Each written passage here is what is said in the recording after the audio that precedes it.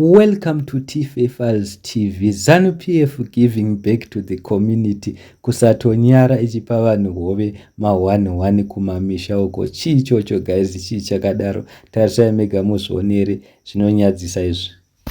Ndisiyei ndikupandega. Kupandega ndisiyei.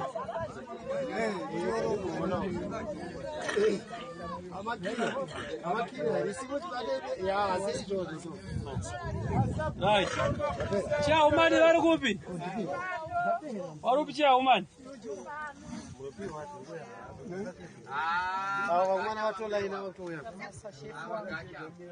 Right.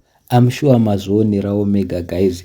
Hamene kuti chii chiri kumbonyatsoitika muZimbabwe. Zanupf kuenda kumamisha kunopa vanhu hove ma1 iri vhidhiyo riri kutenderera pasocial media. Hamene kuti chii chairi kumbozama kuita. Mukatarisa dzimba dzevanhu vari kupaza zviri kuita kuti vanhu vacheme vachidedzera kuti aiwa kosei musingauye tisati tavaka ene zvitavaka dzimba dzedu tapedza makupaza. Tisakanganwe guys kuti vamwe vanhu vari kudiaspora, vamwe vanhu vari kunze kwenyika. Mumwe munana avaka imba yake achiti ada kusvogara pai kuZimbabwe, ona imba yake yapazwa, kana kuti akugara imba yake yopazwa atoretire. Of which musakanganwe pane vhidhiyo yakatombobuda mapictures emumwe wanenge weZanupf anga achichema achizhamba achiti ndine prize rangu ndakavaka so ene zvakuti ndibve apa vaiuya vachita marali. Ndozvainoita Zanupf inokushandisa, ikakushandisa yokurakasha yokusiya. So handizi guys tinoti kudini hazvo, asi ndo nyaya iripo, ndo zvinhu zviri kutoitika